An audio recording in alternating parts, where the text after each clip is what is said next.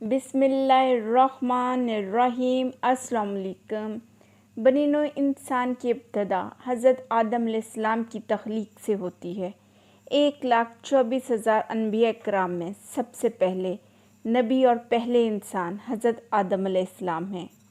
इनको अल्लाह तबारक ताला ने बिना माँ बाप के पैदा किया था। हज़रत आदम अलैहिस्सलाम वो हस्ती हैं जिनको तख्लीक करके अल्लाह ताला ने नस्ल इंसानी की बुनियाद रखी और हज़रत आदम से तमाम नस्ल इंसानी रूहों को पैदा फरमाया गया, चाहे वो रूहें मुसलमान हों या काफिर।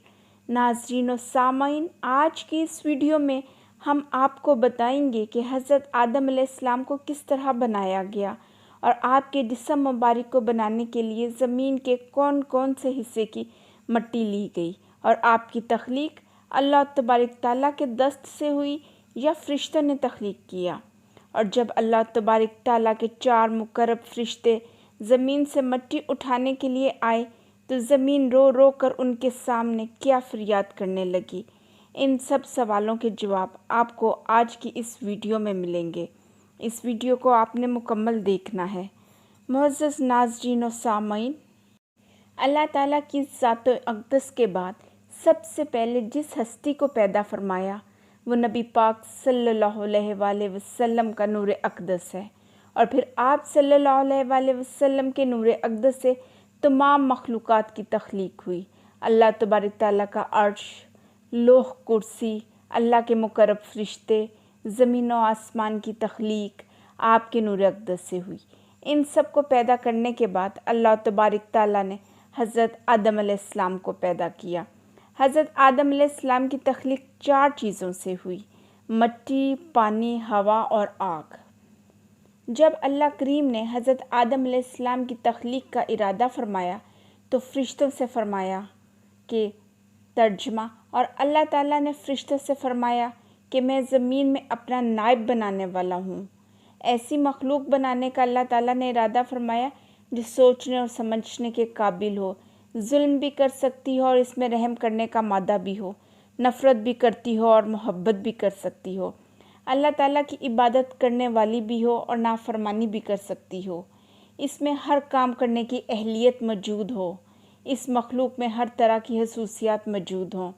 जब अल्लाह ताला ने अपना इरादा ज़ाहिर फरमाया तो फ़रिश्तों ने हैरान होकर अर्ज़ किया। सूरह अल बकरा की आयत नंबर 30 में इरशाद बारी ताला है। तर्जमा, ये सुनकर फ़रिश्तों ने अर्ज़ किया, क्या ऐसे को अपना नाइब बनाएगा जो ज़मीन में फ़िसाद फैलाए और खूनरेज़ी करेगा, और हम तुझे सराहते हुए तेरी तस्बीह करते हैं और तेरी ही पाकी बयान करते हैं। अल्लाह करीम ने फ़रिश्तों की ये बात सुनकर इरशाद फरमाया, जो मैं जानता हूँ वो तुम हरगिज़ नहीं जानते। अल्लाह करीम का ये इरशाद सुनकर फ़रिश्ते खामोश हो गए और फिर फ़रिश्तों ने देखा कि ज़मीन पर सिर्फ़ फ़िसाद फैलाने वाले ही नहीं थे बल्कि अमन कायम करने वाले भी थे, और सिर्फ़ नाफरमानी करने वाले ही नहीं थे बल्कि अल्लाह तबारक ताला के फरमाबरदार भी थे। अल्लाह ताला ने कुरान करीम में इरशाद फरमाया, बेशक हमने तुम्हारे असल आदम को मट्टी से बनाया। सवाल ये पैदा होता है कि हज़रत आदम अलैहिस्सलाम की तख्लीक के लिए मट्टी कहाँ से ली गई? तो बुज़ुर्गों का इरशाद है कि अल्लाह करीम ने फ़रिश्तों को हुक्म दिया कि तमाम ज़मीन से एक मुट्ठी भर मट्टी लाओ। इस मट्टी में हर किस्म के ज़रात शामिल किए गए। जब अल्लाह तबारक ताला ने आदम को तख्लीक करना चाहा तो फ़रिश्तों को हुक्म दिया कि ज़मीन से मट्टी लेकर आओ।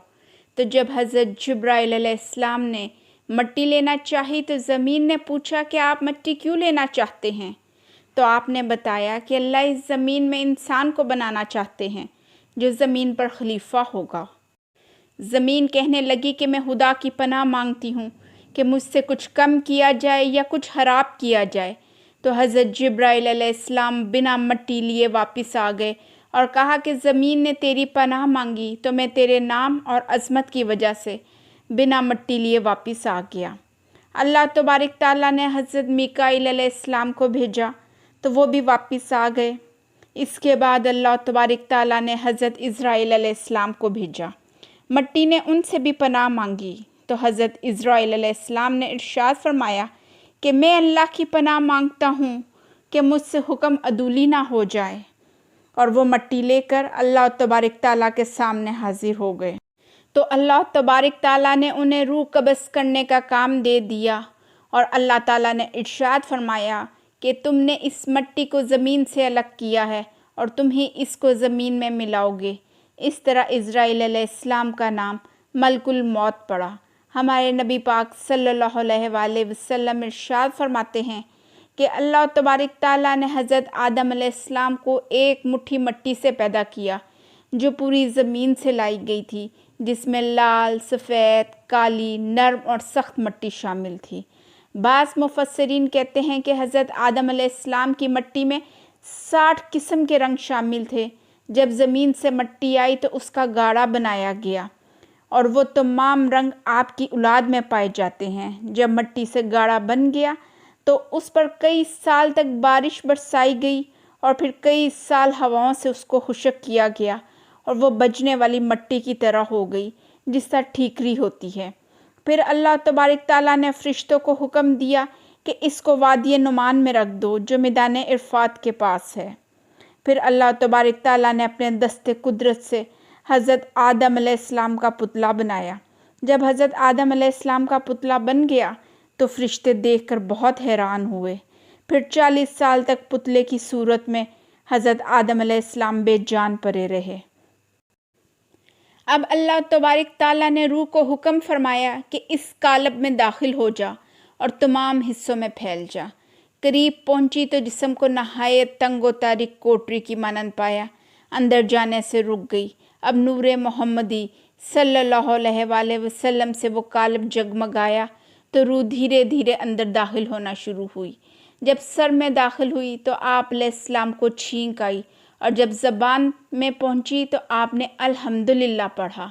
جب الحمدللہ پڑھا تو اللہ کریم نے یرحمک اللہ فرمایا، اور اب اللہ کریم نے فرمایا کہ اے ابو البشر، میں نے تمہیں اپنی حمد کے لیے ہی پیدا فرمایا ہے۔ جب روح کمر تک پہنچی تو آپ علیہ السلام نے اٹھنا چاہا مگر گر پڑے، کیونکہ روح ابھی نچلے حصے میں پہنچی نہ تھی۔ اس لیے اللہ کریم نے قرآن کریم کی سورہ انبیاء کی آیت نمبر 27 میں ارشاد فرمایا ہے کہ انسان تو جلد باز پیدا کیا گیا ہے۔ اس کے بعد روح پورے جسم میں پھیل گئی تو آپ علیہ السلام کو حکم ربانی ہوا کہ فرشتوں کو سلام کرو۔ آپ علیہ السلام نے بلند آواز سے کہا السلام علیکم۔ فرشتوں نے جواب دیا وعلیکم السلام ورحمۃ اللہ وبرکاتہ۔ اللہ کریم نے ارشاد فرمایا اے آدم، یہی سلام اور جواب تمہاری اولاد کے لیے بھی ہوگا۔ آپ نے عرض کیا میرے مولا، میری اولاد کون سی ہے؟ چنانچہ آپ علیہ السلام کو، آپ علیہ السلام کی تمام اولاد کو آپ علیہ السلام کے سامنے لایا گیا۔ جلد ملتے ہیں ایک نئی اسلامی تاریخی اور معلوماتی ویڈیو کے ساتھ۔ امبر آری وائس کو لائک، شیئر اور سبسکرائب کریں۔ السلام علیکم۔